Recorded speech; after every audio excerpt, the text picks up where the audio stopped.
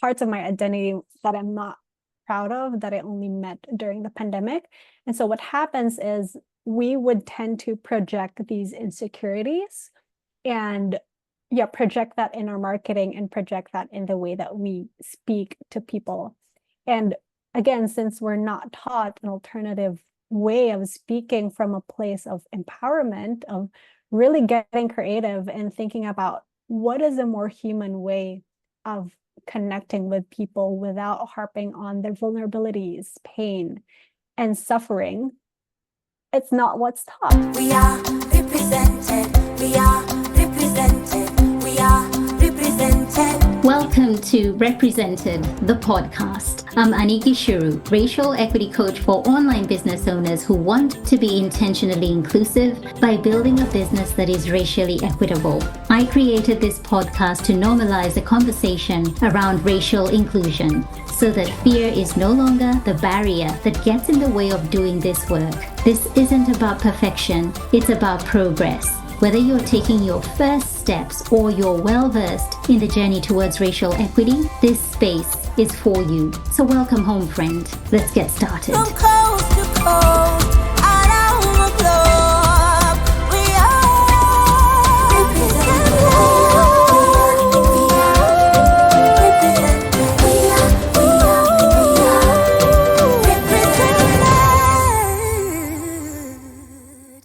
Where are you from?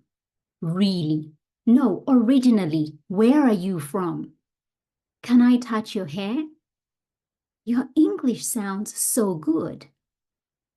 Nah, I don't see color. Those statements I've shared are just some of the daily microaggressions that people of color face on a regular basis when they occupy white spaces. Microaggressions are subtle yet negative racial messages that leave the person on the receiving end feeling hurt, humiliated, and even disrespected. You may have used these kinds of statements to start a conversation or even break ice with a person of color, but didn't realize the harm you were causing. That's why I've created a free microaggressions guide with 5 of the commonly made microaggressions in online coaching spaces that you need to know about and what you can do or say instead. Head over to anikishuru.com/micro to download your free guide. That's Anikishuru, GICHURU.com/micro, MICRO.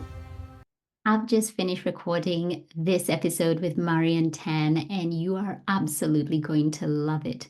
Marion is full of so much impactful information when it comes to looking at empathetic messaging versus what we have been taught is ethical marketing. We get to talk about doing business, specifically how you position your brand, your marketing, your promotions, and doing them from a more heart-centered way where you're connecting with your clients at a deeper level and not surface, and really talking about the manipulative tactics that are out there that many people have fallen prey to ourselves.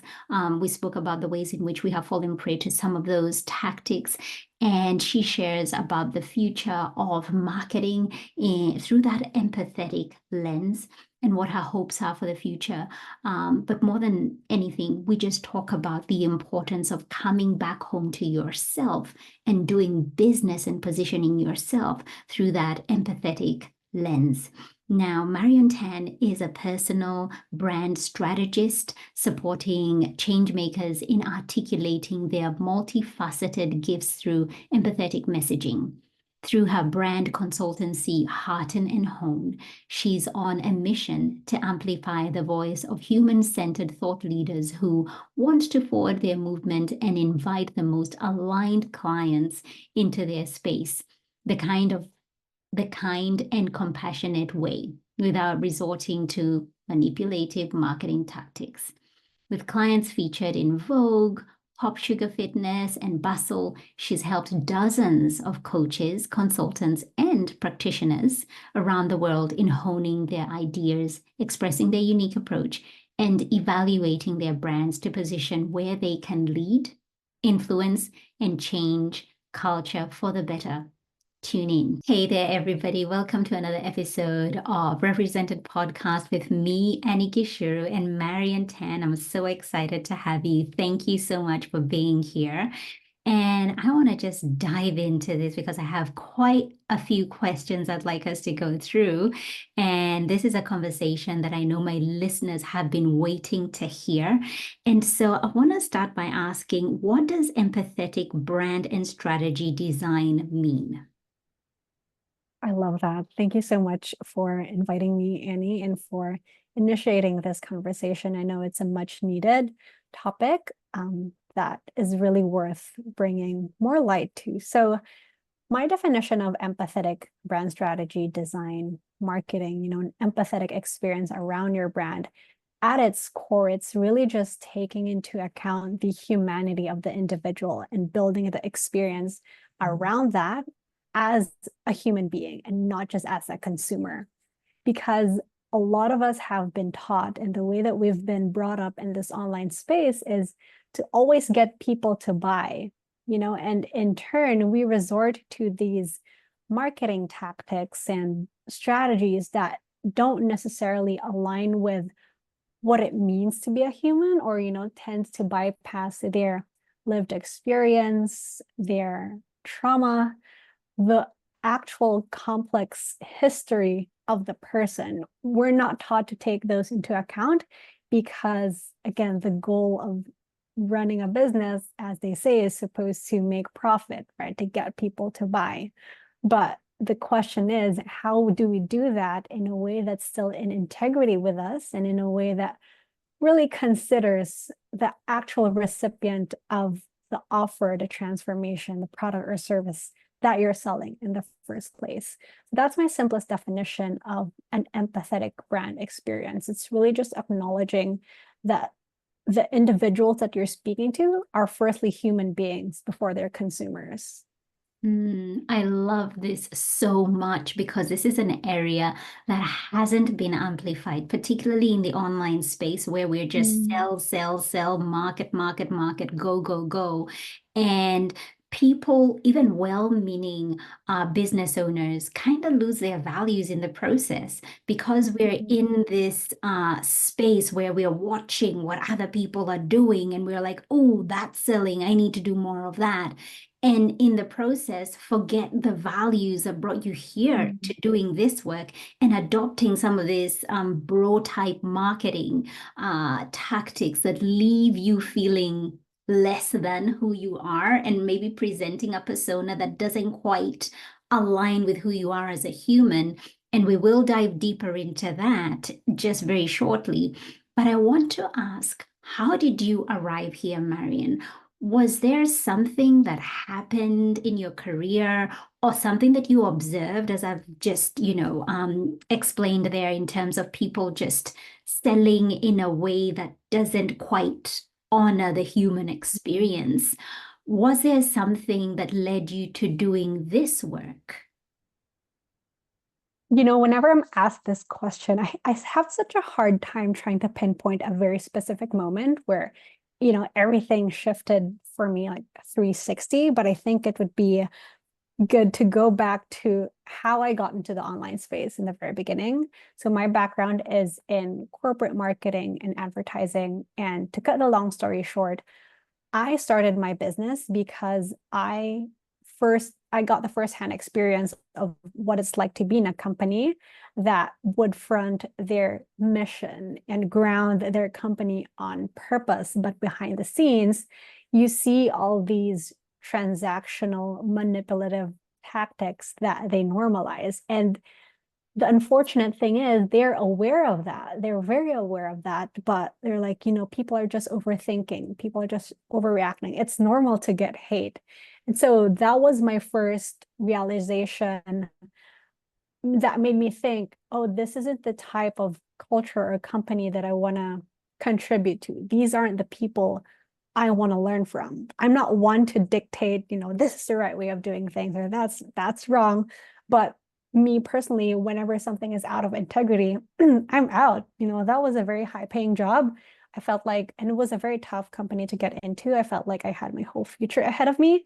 But if that's what's at stake, if that is my values are being compromised, then that's not something that I want to continue being a part of. And so when I got into the online space, I thought, oh, here are my people. There are so many people in this space running their businesses with values, with purpose, with intention. They pour so much of themselves into their brands. And those are the types of people that I want to be working with. But the thing is, when I got into the online space, I was almost in this, I would say, desperate position because I left my job. I started my business in November of 2020. I left my job in December. So I had to make ends meet. I had to pay the bills. And I did freelance work. I knew how to work with the clients, but I've never actually, ran an online business.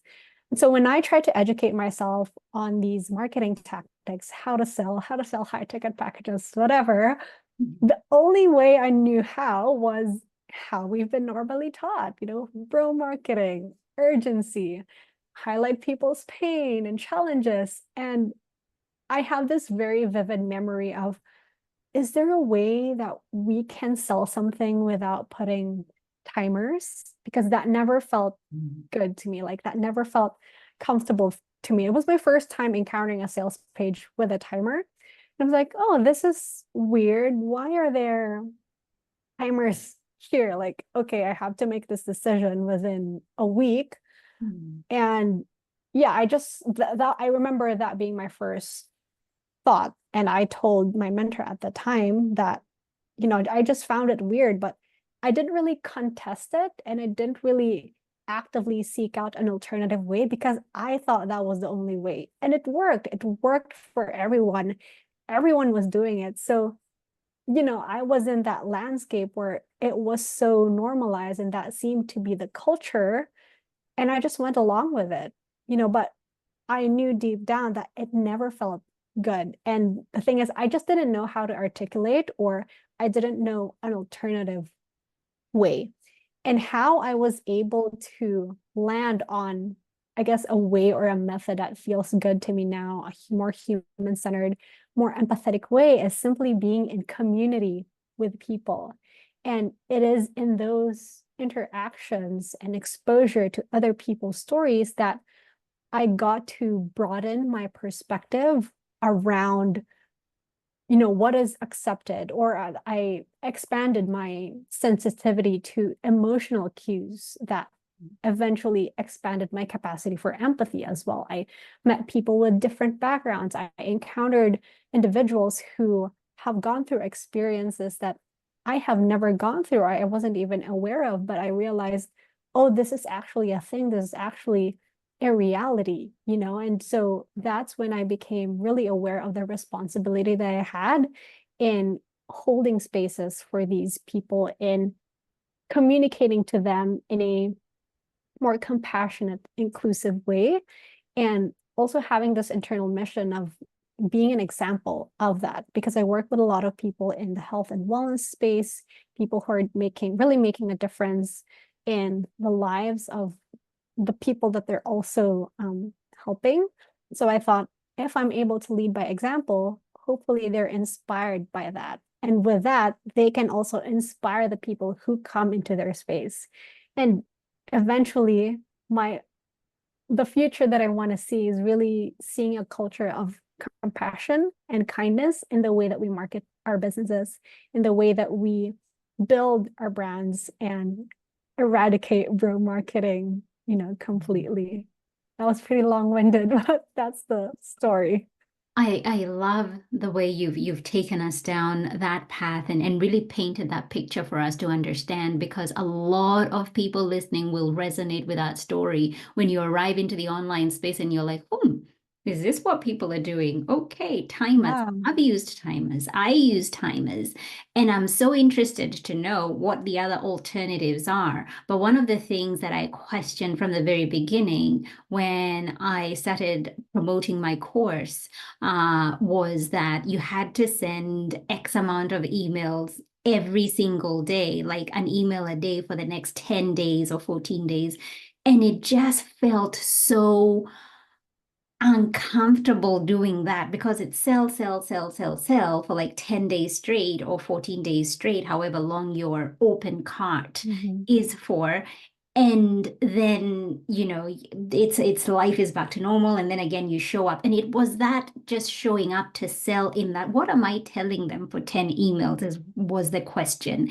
And to me, it just felt like as somebody who's been sold for like that, sold to like that, I don't think it would feel good. And so it's something that I finally came around to and found the language to do it in a way that didn't make people feel like, come on, get into this course, you got to do this. And if you don't, this is what's going to end up. I found a rhythm of doing it that didn't make me feel uncomfortable, but still I questioned the need to do it that way. And so things have kind of changed up a little bit for us in that we don't send them every day during open cart. Open cart is a little bit longer, allowing people to kind of sink into it, know about it, and they don't have 3 or 4 days to make a decision and get this now and this and the other. But there are still aspects about it that still don't fully feel human-centered.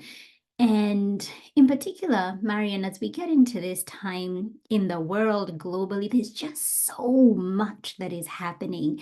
And a lot of people are beginning to talk about their emotional well-being. There's so much overwhelm, particularly in the US right now with the political race that's happening. And it always gets us from a global perspective. Like we all just hold our breath and just watch what's happening in the US because inevitably what happens there ends up influencing other countries in different ways. We end up, it has an impact on all of us in some way or other.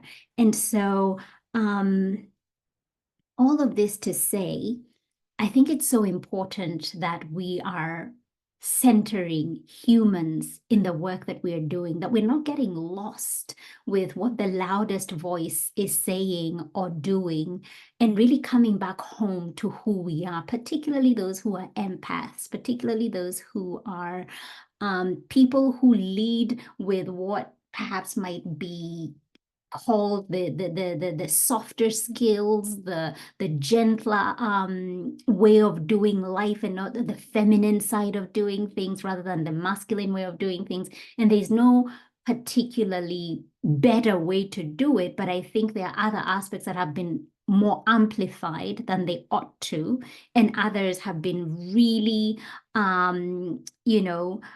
not been featured as much as they ought to be, because there is merit in doing that. And there are those who fall in that camp who would benefit, Marion. Oh, I love this. I feel like you just opened Pandora's box. And I think I want to begin with, at the end of the day, we're businesses. And of course, we have to make sales. Like something has to come back to the business. And what you mentioned, like you use timers, I use timers too.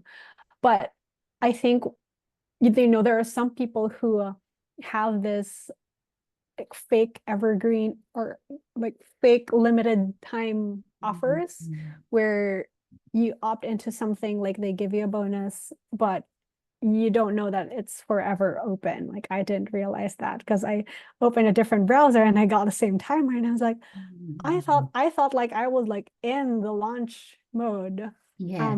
But now people are aware. So I think with things like that, just offering clarity around your offers, because it's also empathetic and it's also kind to tell people, hey, there's actually a deadline, like we actually close cart, because there may be people who want to get in a specific time, and you would want them to know that, you would want them to communicate that. And I think what really drives home the point is you'd want to pair this with your language, as you mentioned, too. It's the way that you communicate your offers, the way that you invite people to buy, or the way that you sell to people. So what we're used to is again, positioning yourself as an authority, which I think is so rooted in colonialism, right? And Yes. positioning yourself as the savior, highlighting their Mm. pain and problem, without realizing that if you're on the receiving end of that, it's not a very good feeling to always be constantly told that you're wrong. This is Yes. 5 mistakes that Mhm. you're making. Literally, I was telling someone yesterday as well. I was on another podcast. First thing Monday morning, when I opened my email, I got 2 consecutive emails from 2 different people. The first headline was around blank, the 5 mistakes you're making with your blank, blank, blank. And then the other one was, here's why your investments aren't working. So when I read those, again, it wasn't the kind of message that I wanted to receive on a Monday morning. And not just on a Monday morning, but any time of the day. As business owners, as entrepreneurs, we already have so much on our plate.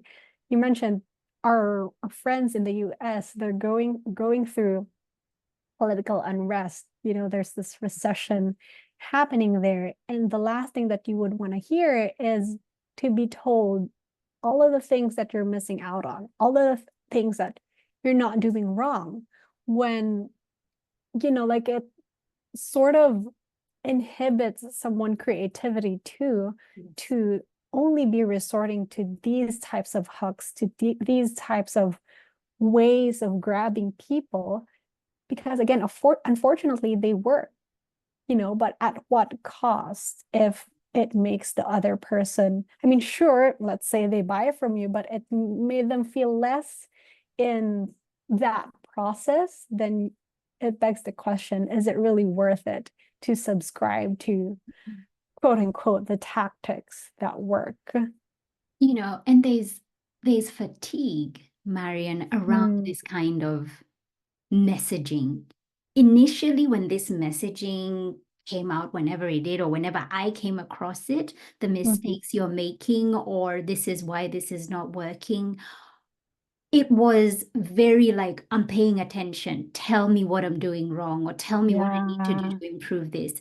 But because it's been happening for so long, and that has been the strategic hook, there's fatigue around it. And so now when I come across that, I'm like, it doesn't get me anymore. That's not the hook for me. In fact, there are people who come through the emails that come through from people I've subscribed to, and some of them are copywriters, and I just read some subject lines, and I feel like that's so desperate. And I know maybe sometimes I've used some of those because I've been told, this is a really good one to get people to open, your open rates, your click rates, your, that sort of thing. But there are times I will read certain titles and I will be like, that just feels so clickbaity. It Mhm. feels so desperate of, oh my God. And then you open the email and it's not what you expected it to be, like there was one where my husband did the unthinkable. And then you open it and then you're like, oh, come on, Yeah. what, he spilled tea, or I don't know, just something where Yeah. you're like, oh, this wasn't what I expected at all. But it's just Yeah. trying to do whatever tactics they can to get your attention. And I don't feel like that for me works anymore. There's fatigue. We're just tired. We've seen that over and over and over. And also, being in the online space, particularly those who are educators, I'm an educator myself, the fatigue around constantly correcting people, constantly telling them what to do. I think people have reached that point where they're so saturated, or they're so busy juggling so many things, that that constant hum of, this is what you need to do. This is, I think it's lost its significance. And I think we need to find a better way to connect with people, because obviously, particularly with the work that I do with racial equity, this is work that people still want to do. They're interested in Mm. it. But I think that packaging sometimes can come off as, you're doing this, you shouldn't be doing that. White women, listen, this is what you're getting wrong. And I can also think on the reverse, for the educators themselves, the frustration, the the fatigue again in just saying the same thing over and over and over, and losing the joy, the spark, the desire to continue doing this work. Oh, you hit so many points. And I absolutely agree with the fatigue around receiving these types of messaging and giving that kind of messaging as well. And I think it really stems from this. A lot of us have so many things to heal, especially during the pandemic, where we were made to confront our deepest demons, our trauma. I personally have experienced meeting these, I guess like my past self, things that parts of my identity that I'm not proud of, that I only met during the pandemic.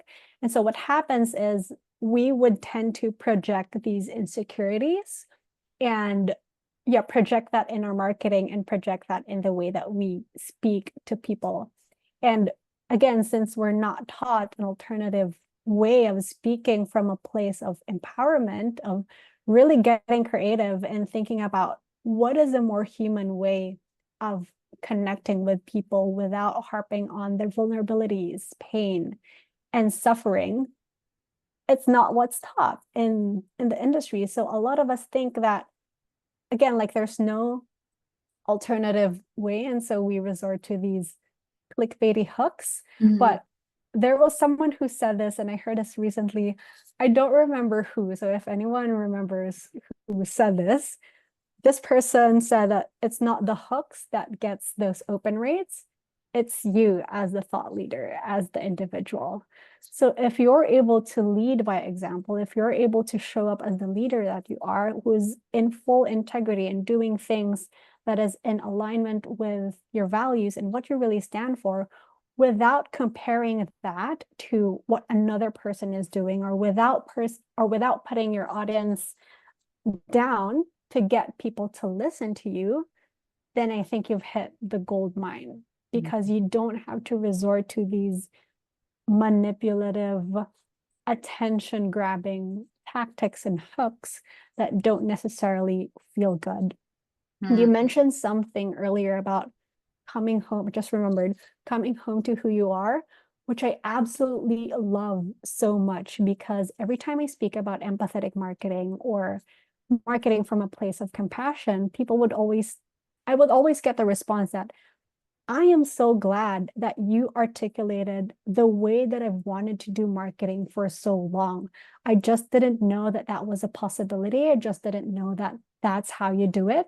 And to see this tangibly and an example of that makes me feel more motivated. And I think that's the biggest compliment and the biggest manifestation of my personal mission being carried out, because it's really showing people that there's a better way. Again, I'm not one to dictate right or wrong way, but if the traditional way of doing marketing and communicating, dehumanizing messaging doesn't feel good to you, then here's an alternative. Maybe this would fit your personality better. Maybe this would make you love marketing and selling and telling your stories and inviting people into your space and how you help. And I think that's the irony too of the online space, right? Like people tell you, people buy from people, but then the kind of person that the online space is molding you to be is not a very pleasant or likable person. In real life, we're not like this. We don't go in front of people and tell them, hey, here's what you're doing wrong, blah, blah, blah, blah. Here are the mistakes that you're making. We're actually, as human beings, we're very gentle. It's natural for us to be compassionate, to be sensitive, to take into consideration what another person is going through, even if we don't know the full picture. So I just wanted to highlight that, because I really like what you said about, coming home to who you are, because fundamentally, as human beings, we live in community, we exist with other people. So why do we communicate the complete opposite way when we're in the online space, when we're marketing our businesses? Wow, you've articulated that so beautifully about how we do life as humans. We're not there putting each other down. We're in community. We're being gentle with one another. We're seeking ways to be of service. to one another. And as a practical example, our neighbors, I believe they're Middle Eastern, and they just have this community. It is so different, so different. And we live in quite a little bit of a multicultural street, in that for that particular family, they just have relatives upon relatives that descend on that house on a very regular basis, many hours of the day. And you can just see they're doing life as a community. Kids have been dropped off, kids have been picked up, they're playing in the backyard, front yard. The parents are communicating, there's loud voices, there's women are being dropped off, men are going together. Like there's just so much, it's such a buzz of activity. And what comes to mind right now as we're talking about this is that they're in service to one another. They're doing life together, and they're just in service to one another. Whatever they need, they're there. And those communities do life so differently. They're very family oriented. They're very there. They do things in a big way. And I think it's a little bit different from Western culture, which is very me oriented. It's very individualized. It's very our family, our nuclear family, so to speak, and us and what we're doing for us. And it's not so much the wider community or the extended family. And we only see that maybe during special occasions, like, you know, if there's a celebration, say Christmas, for those who celebrate Christmas and so on.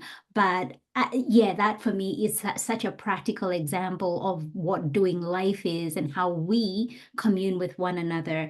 I'd love to ask a question. Typically, who are the clients who get in touch with you, and what are they struggling with, and how do you support them? I work with a lot of people in the health and wellness space, people who also social impact space, people who are really using their businesses as vessels to make a difference, make a change. And the financial benefit of that is just the cherry on top. It's just a byproduct of doing good work. And they come to me again because they resonate with the intentionality and purpose and mission that goes behind my work. I personally used to think that, because I do messaging, branding, strategy, design, they're very intangible results. And my biggest thing was, how do I attract aligned people and make them see the value of my work? I thought I had to lead with X percentages of like my clients' audience base increasing, or how much revenue they acquired from working with me, or, you know, the numerical measures of success. When in reality, no one has ever asked me, how much have you contributed to this brand's revenue? Or how can you get me to X income per month? What they would always come to me for is, I know I have something transformational and unique and life-changing. I'm not sure how to communicate that. And these people would always point out, you know, I have a question in my intake form that says, what made you want to work with me, or what made you want to work with a studio? And they would always point out, I love your human-centered way of doing things. I love your empathetic way of doing things. Not all of them are able to articulate that, and they're not subject matter experts on what that is, but they just know, and they see from my content and the way that I show up too, that they gravitate towards that kind of messaging and that kind of marketing. So that's what I also help them with. It's really supporting them in articulating and bringing forward their unique strengths and values, the transformation that they provide, without resorting to manipulative, dehumanizing tactics and clickbaits. Because at the end of the day, you would want people to purchase from you or choose you as the person to hire because of your independent strengths, not in comparison to you're better than this one, you're better than me, you're better than your audience, but you individually, independently, as an autonomous entity, what is something in you that would make me want to work with you, that would make me want to invite myself into your space, wholeheartedly and independently without you having to manipulate me and without even the benefits of, the typical tangible results that we're taught to sell, like finances or again, like measurable benefits. So that's what really I support individuals with. It's allowing them to tap into their creativity and really go within, like really go deep into themselves and look at themselves. What is the thing that makes me different? What is the thing that I can help with that I know in my heart is what I'm meant to do before what the online space told me what I should be communicating? So it's a lot of deep work. It's a lot of exploratory work. It's challenging too. It's creatively challenging, but it's very rewarding. It's very fulfilling to land on that and to be in alignment with that, because then it's just very easy to show up with your message and your brand if you're attuned to that inner spark that you've always had.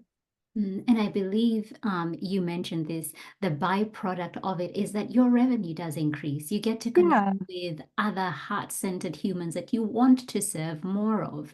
And you've had clients featured in Vogue, Popsugar Fitness, and Bustle. What is it about those brands that have landed them on such prominent platforms? Because mostly people would think, oh, they it's all about perhaps how they've positioned themselves as, what we know traditionally marketing to be and look like. But what do you think has allowed them to be featured on such a prominent platforms? The biggest thing I believe is just that confidence of knowing that this is what I'm meant to do. This is how I communicate, how I help. And from doing good work, from doing transformational work, it doesn't even have to be world changing. It could just be pioneering meditation in the workspace or having this unique method of life coaching, that the media pick up, and eventually you constantly communicate this message, you keep on talking about this, people catch on to it, and they invite you, they want to give you this bigger platform where you could share your story. This happened to one of my clients who was actually picked up by national television. I didn't even know. And I was like, oh my gosh, I didn't know that you were featured. And she really just mentioned that it came from having clarity on what she does and her unique way of doing things. So it's that ripple effect. It's that ripple effect of having something good and amplifying that goodness through your voice, through your message, that you get these opportunities. So much goodness there that you shared in terms of the rewards that they're able to receive and that you're seeing for your clients. And we've been talking a little bit about well-meaning businesses, business owners getting stuck into bro type marketing, ending up compromising their values for the sake of the sale. What do you think is driving this, whereby people are not being able to make decisions for themselves? What do you think is driving this? Because I don't know, there's certain, like when you were working at that organization, you're like, this is not in alignment. I am not going to continue working here because it just doesn't align. And you were able to make that decision for yourself. But there are many people who are seeing things that don't feel good, but because is what has been deemed the norm, why do you think that they're getting sucked into it? I mentioned that we live in community, right? Like our natural way of being is to be in community, and the natural way that we interact with people is in a very gentle and compassionate manner.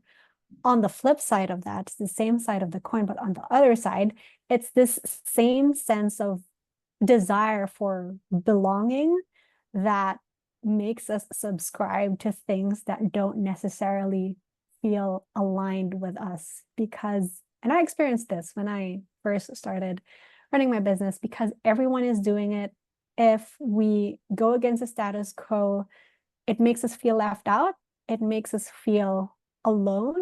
And it's also this sense of independence that is scary, because we don't see a lot of people doing it. So if everyone is going this way and we go the other way, what is beyond that? It's unknown, so it's scary. So I might as well go with the methods that I see is working for a lot of people.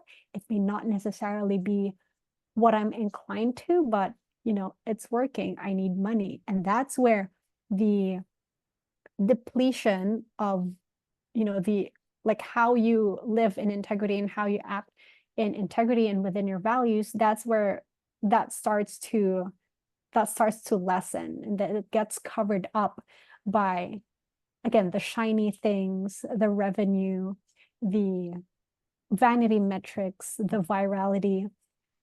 And it's, yeah, again, it's sad, because once you've gotten a taste of that success, you just like put all your values and principles out the door, right? Which will eventually catch on to you, as what it did for me, because yeah, I did do some of these tactics. They never felt good. I did see results from it, so I thought it's what it is, and I continued doing it. But eventually it just never felt good, and more resistance came from that. So it really, yeah, it really stems from this desire to belong. But I think there's so much inner work and healing and self-acceptance to be done around that. Because if you're very grounded, if you feel very secure in what you're able to offer and in the way that you do things, you will naturally and inevitably attract people who have the same values as you too. Because human beings, we have so many similarities, and essentially we're made up of the same thing. So if you're feeling this way, it's very unlikely that you're the only one feeling that way. So what you have to do is to lead by example, to show up and really stand by that. And then naturally you will call in people who share in that same method, or in the way that you do things. Like attracts like. I know that for a fact. Totally. We've been speaking a little bit about manipulative tactics. What have you seen around marketing? We've mentioned the timers. What are other things that you've mentioned, just so that somebody who's listening is aware of it, and not just aware of it so that they can avoid using it, but be informed about it? Like when we talk about timers, why are they so bad to use? Because sometimes they are false timers that make you, as you said, you clicked on that particular one, you're like, I'm going to buy this. And then you found it under another sort of browser, and you're like, oh, I thought it was only for like 24 hours. And now here it is. And maybe that time is not there, or it's extended. Yeah. What are some of those manipulative tactics that you've come across? Well, yeah, that's definitely one. False urgency. The other one would be the obvious one, pain point marketing, where you're harping on someone's guilt, or you're guilt tripping someone, shaming them, fearing them into buying from you, making them think, oh, if you don't purchase this, then you're going to be stuck where you are forever, or you're not going to see any kind of change in your life. Another thing that I see a lot is it's very subtle to putting down another person's offer to lift yours up, and really just being adamant about, this method is wrong, mine is so much better. And it's manipulative because you're bypassing someone's autonomy and independence and decision making. Like, a lot of us have been taught that our audience, they're stupid, and so we have to dictate what they should be doing. But no, they're very smart, they're sophisticated, they're empowered, they know what is right for them. And so it's just on you to serve your offer, and then let them decide what's good for them.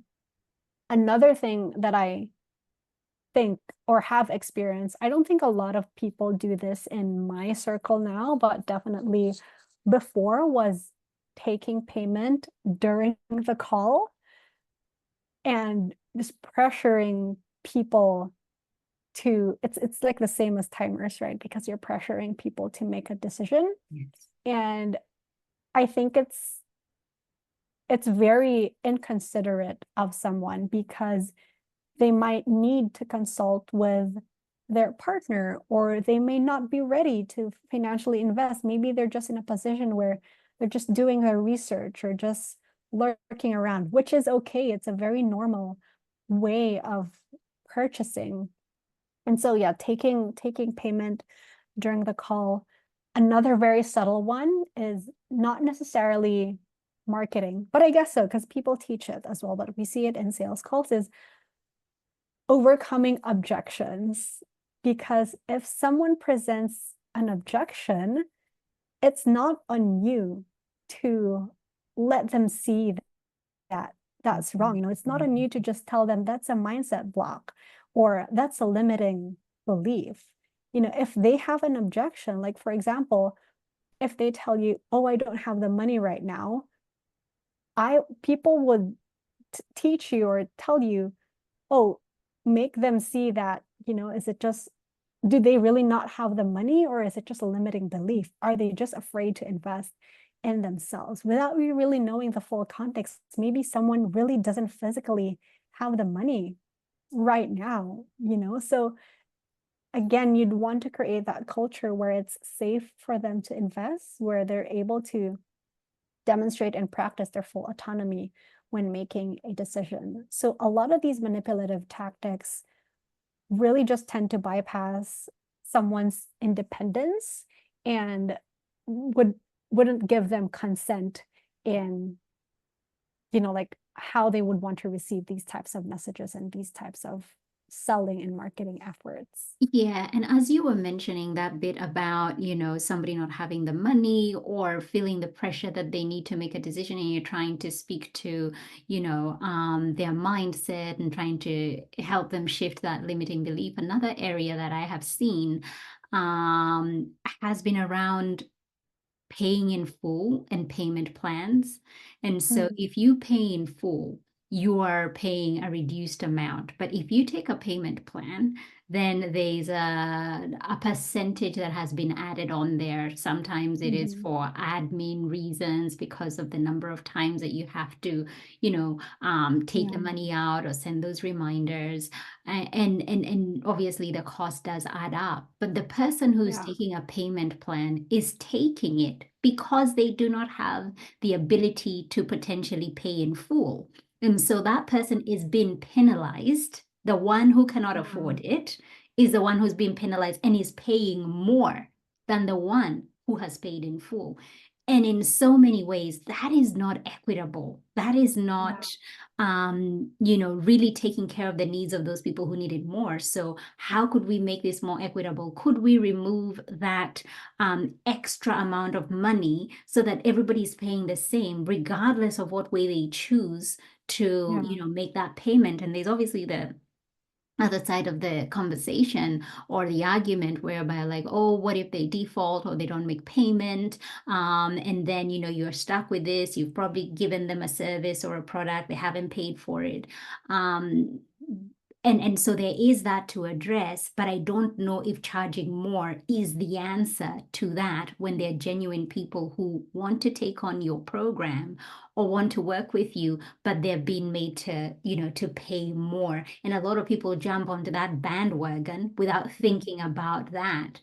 And, and also other ways of how can I be more equitable in how I'm marketing? How can I be more equitable in how I'm selling?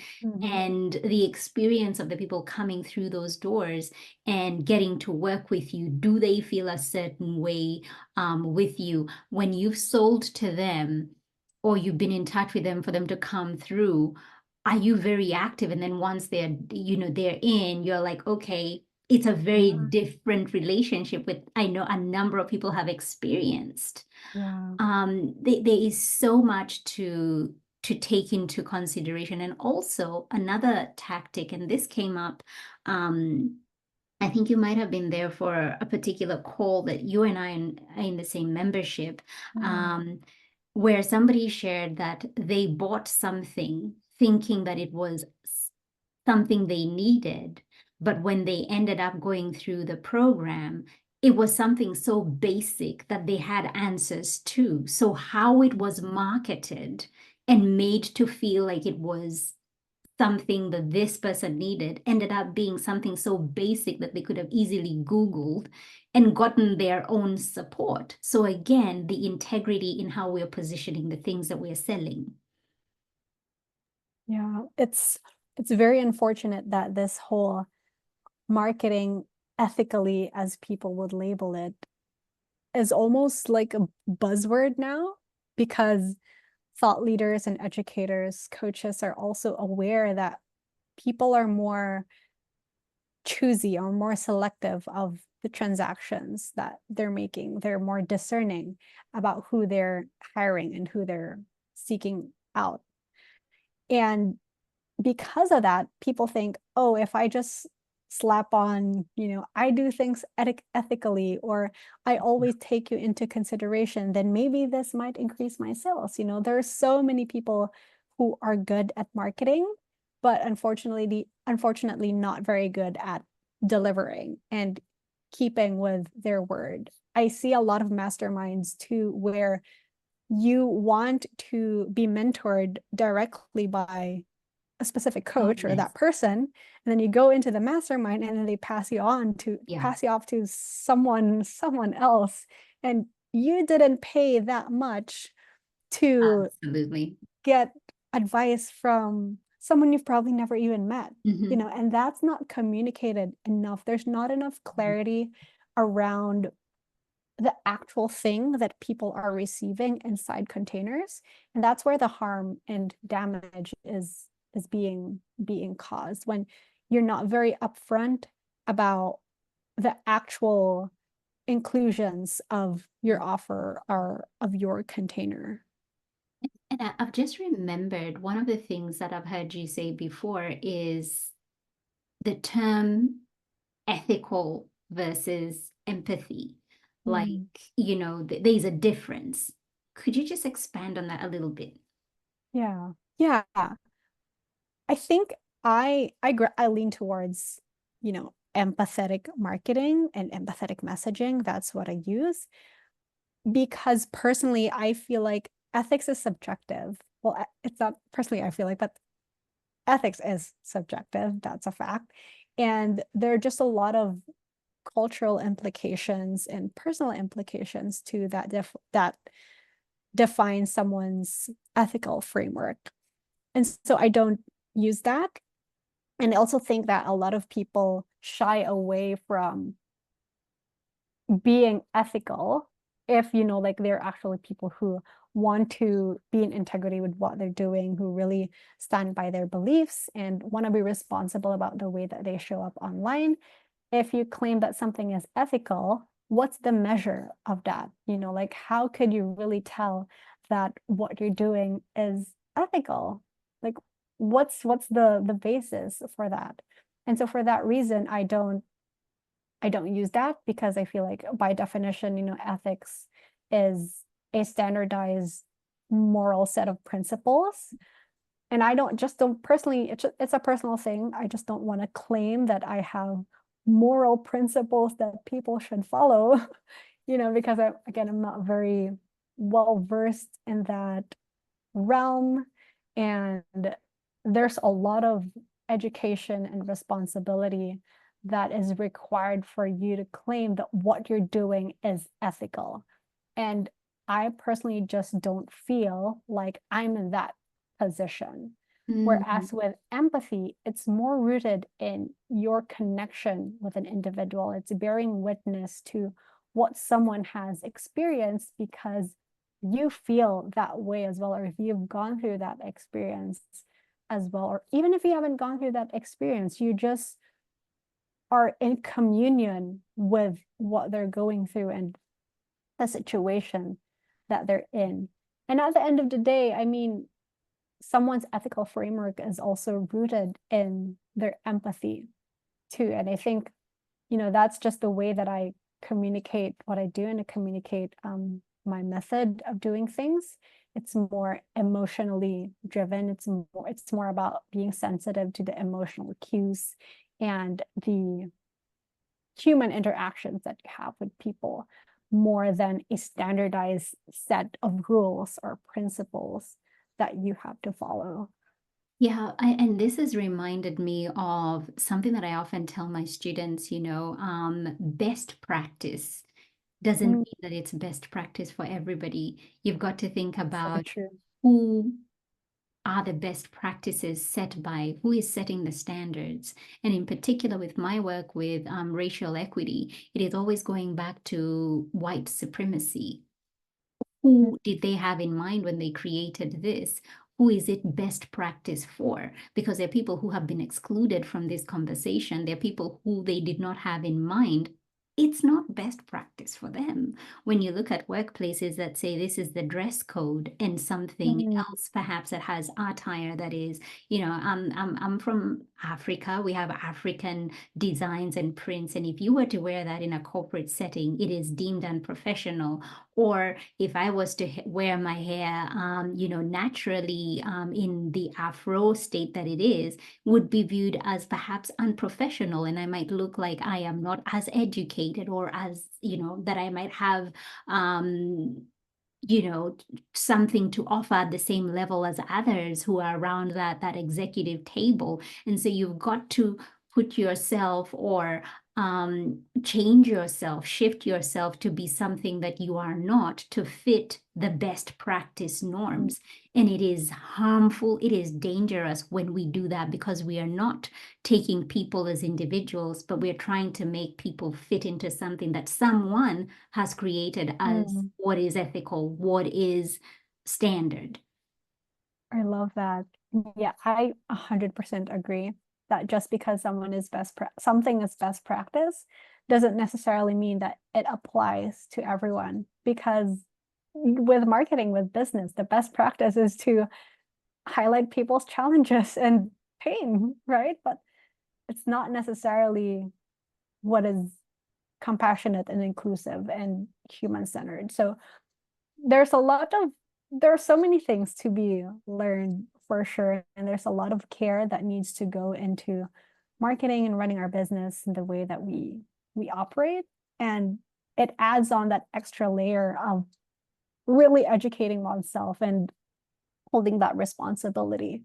But and I think personally it's always worth it, because when you're dealing with human beings, at the end of the day, the most important thing is how that human being or how that person feels after interacting with you.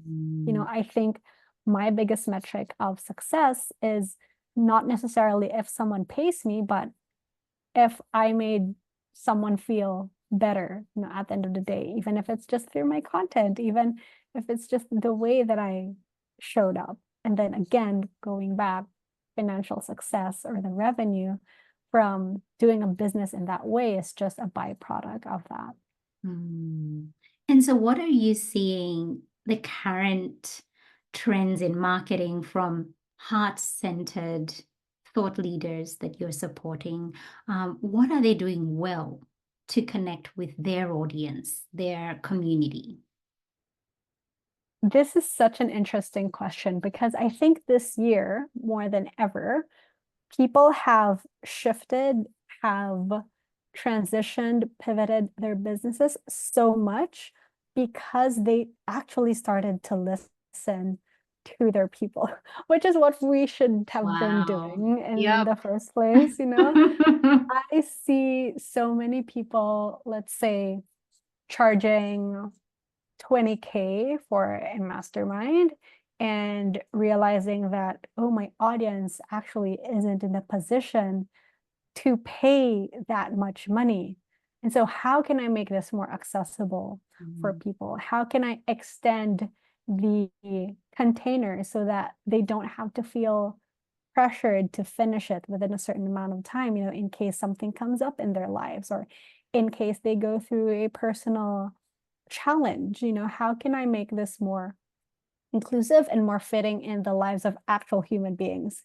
Because a lot of us built our businesses during the pandemic, which is sort of like a dystopian setup. It's not real, it's not real life. People aren't meant to be stuck on their laptops.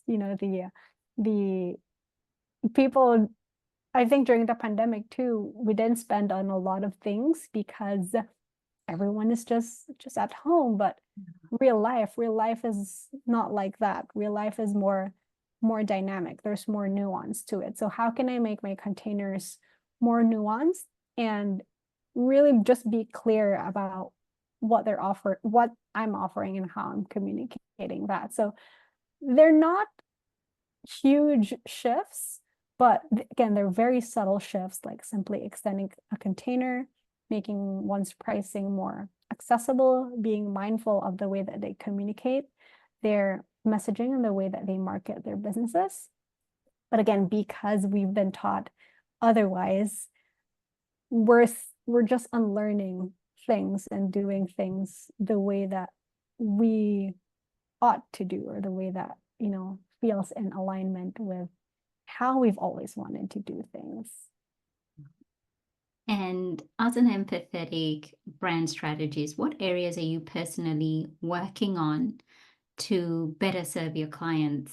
And what are you hoping to see more of in the industry? I know earlier on at the beginning of this conversation, you said you're hoping to see more compassion, but I'm so interested to know what areas you are personally working on, because we're all working on areas to just do better. And what are you hoping to see? Oh, I love this question. I always like being put in a position where I'm made to think about, the possibility in the future. And I know that you know this about me too, that I'm always constantly trying to think of ways to demonstrate empathy in my marketing and in my business. As I mentioned, I'm not formally trained, so hopefully this is inspiration as well to anyone who wants to take on a more human-centered approach to marketing. Like, my background is marketing. I'm not formally trained in like what you do, the DEI work or being trauma informed. Those aren't my realm of expertise, but those are the things that I'm constantly educating myself on, putting myself in containers where I could learn more about those. And again, being in community with people, exposing myself to different backgrounds, different types of people, because that's how I learned initially. And that's how I'm continuing expanding my knowledge as well. And I was also sharing this to someone yesterday, where the future that I want is, or what I hope to see, is that the more human-centered, empathetic way is the norm when we run our businesses, because the norm right now is bro marketing. That is just a fact, which is a sad one, that is, but yes, that's part of my personal mission to for someone to come into the online space and see, oh, this is such an uplifting, heartwarming community that I'm getting myself into. It's energizing and rejuvenating for me to connect with these people, to support enterprises, to support other businesses, and not have all those icky, manipulative feelings paint the way that we do business. Oh my goodness, that is powerful. I love it. Last question. If fear was not a factor, how do you think you'd show up more or differently in your work? Wow, I never thought of that. I think, no, actually, I have an answer. I think I would just be more adamant and relentless about an empathetic way of doing things. Because, to be very honest and transparently, I would hold back sometimes, because at the end of the day, I'm a human being. Like, I'm not perfect. I'm not saying that everything that I'm doing is right. I'm always compassionate. I still resort to some of these tactics, sometimes unknowingly, sometimes consciously, and only later realizing, oh, that wasn't my intention. Oh, this actually didn't come off the way that I wanted to. So if fear wasn't a thing, I would just be more active about standing behind that, like, an empathetic way of marketing, because sometimes I fear that if this is what I stand for and I do something otherwise that is actually quote unquote unethical, or is actually not the best way of approaching things that I may not have realized before, then what does that make me, right? Like, I would tend to gaslight myself and question myself. Oh, can I really position myself, or can I really educate people on this if I myself am not a full expert on it? But I think, again, it goes back to what you say too. It's about progress. It's not about perfection. We're never going to reach perfection. We're never going to be an expert in holding spaces and in displaying empathy. Even the most well-certified, well-decorated therapist or social worker or trauma-informed care educator, we're all going to make mistakes. We're all going to cause harm, one or the other. But the important thing there is that acknowledgement of your responsibility and that constant commitment and really dedication to making it a part of your life and a part of the way that you operate your business. It's not just a nice to have. It's, like how you actually demonstrate and embody that actively and in full awareness with what you're doing. So yeah, that's probably what I would do. Just being more unapologetic about it. Be more unapologetic and adamant about it. Yeah. Do you currently have something that business owners can dive into, the work that you're doing, and how can they get in touch with you? Yeah, absolutely. I have a free resource, which is Empathetic Headlines. So it's a good start to communicating your offers empathetically, because I lay out examples of harmful hooks and then a better way or a more empathetic way of communicating it, and an explanation why it's more compassionate, why it's more inclusive.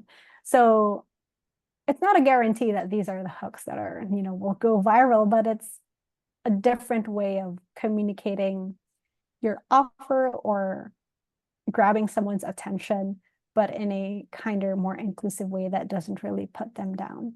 So I have that as a free resource. You could download that. And I'm always on Instagram. If you want to continue the conversation, if you want to learn more about empathetic branding, messaging, marketing, have content around that. And yeah, we could work on your messaging and branding, since I'm all about the experience and really creating safe spaces within your brand for your audience and your community as well. And I will have those links in the show notes for you to click and have a look and connect with Marion. I have loved this conversation so much. It has gone longer than I expected. And there was a time I was like, oh, maybe I won't ask those questions and I'll just, skip to the final ones. But this was a necessary conversation to have. And people need to hear this. People need to understand how they can connect at a deeper level in a way that is more aligned with their values. And so, Marion, thank you for the work that you do. You are needed. And I hope you just have a stampede of people just tripping over themselves, trying to connect with you and lining up to work with you. Thank you so much for your time. Thank you so much, Annie. It's such an honor to be sharing this space with you. We are represented. We are represented. We are represented. Thank you so much for tuning in. Why don't you go ahead and hit that subscribe button and leave a review so this podcast can reach more online business owners, and together we can begin to normalize racial inclusion in the online coaching space. I'd love to acknowledge the traditional owners of the land where this podcast episode was recorded, the Wiradjuri people in central New South Wales, Australia. Music produced in Nairobi, Kenya by Patrick St. P. Mbaru and Kambua Mathu. Vocals by Joanne Matata. Represented.